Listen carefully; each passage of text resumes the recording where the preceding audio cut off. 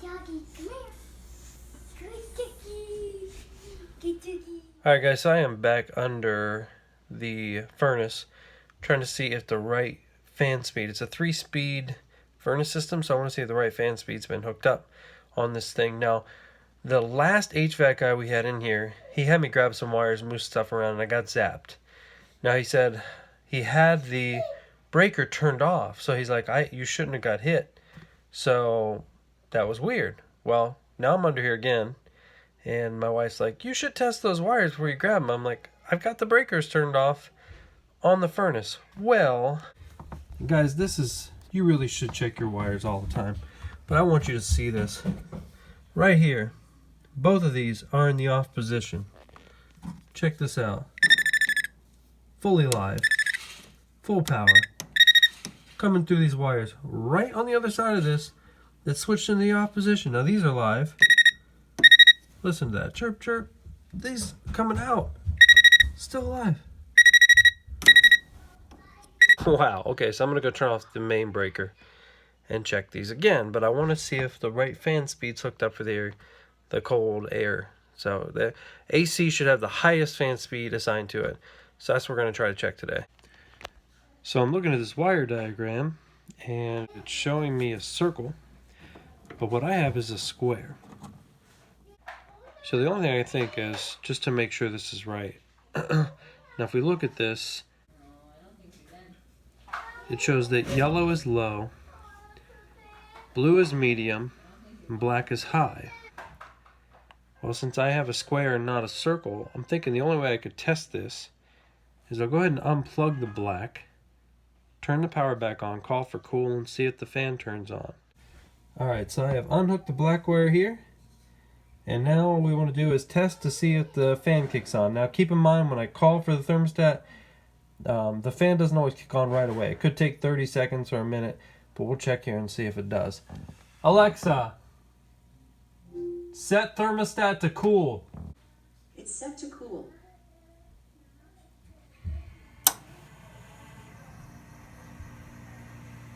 Alright, here it warming up here.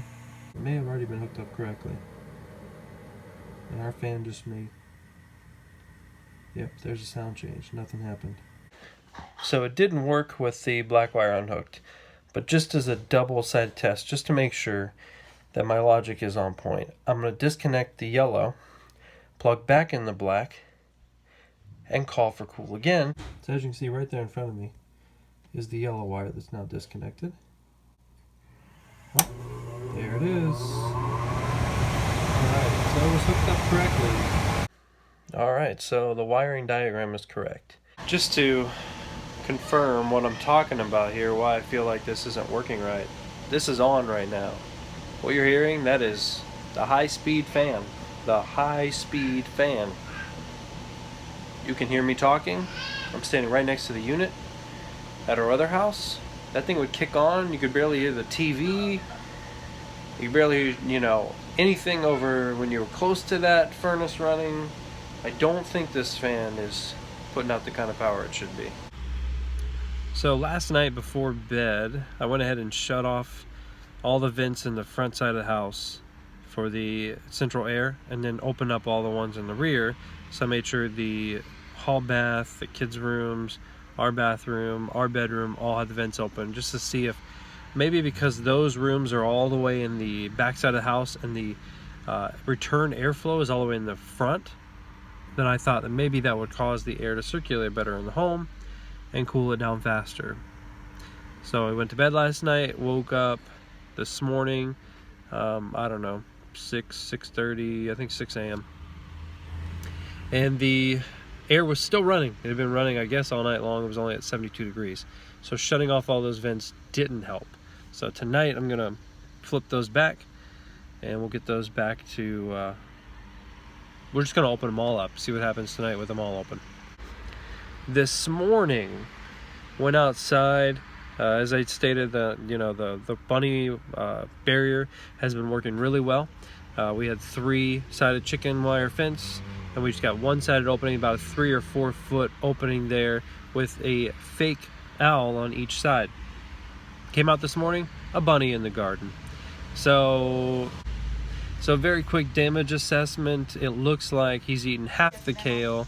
That last beanstalk, the old beanstalk that was still left from the last time the bunnies came through, was nibbled down, and I'm not happy. So I expressed to Morgan my frustrations this morning and told her that now I think we should take some of those bricks that the previous owner left behind and build a wall, just maybe 2 feet tall. I know it's not something that could completely prevent one of them from jumping over, but now it would be fully encased. We could still step over into the garden and get in, and maybe that would help. So we could try that, and if that doesn't work, we'll just keep modifying until we finally figure out something that's going to keep these guys out. But I'm really not happy. We're buying these organic seeds for the most part, and the bunnies just coming right behind us, so they're more money than what the other seeds would be. And the bunnies coming right behind us. You know, as within a week we're seeing growth, we're excited, and then he's destroying and crushing our hopes and dreams. So the kids are at home right now. They've taken, my wife has shared the story that we want to put in this brick wall, and they are actually taking it upon themselves, or my wife has asked them to help. I'm not sure. I don't have the full story. I just got a little video clip in my messages, but they are building the wall. Building a wall so that the bunnies don't get in to Daddy's plants that he's growing.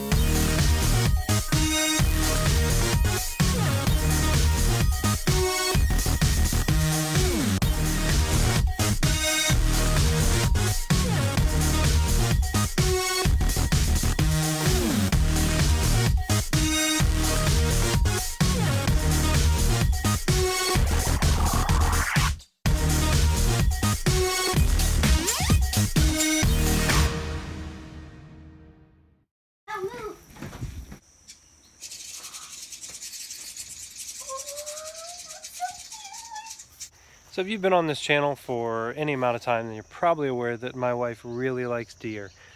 So my dad was messaging me this morning and stated that the deer really like paths, and if we got a path up to the water back here, then they'd probably be more apt to come around more often onto our land. So that's what we're gonna do today.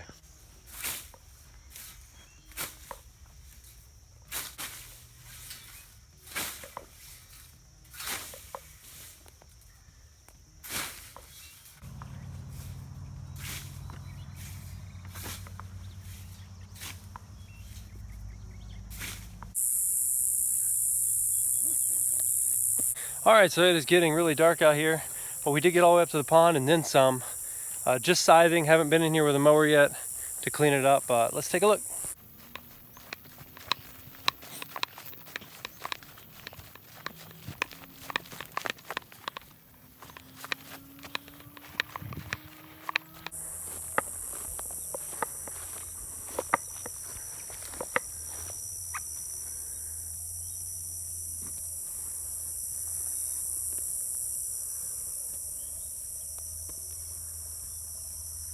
Well, with how dark it is, it's really hard to tell how much water's down in there. Couldn't even really see it at all on the camera. Back behind me here, here's the other path that we took. So there's where we came from. There's the other path. We're gonna try to take it all the way over to the tree line there and then head that direction to connect it back to the fire pit, which is way down here, past that other tree line, way down there. All right, that's it for the night.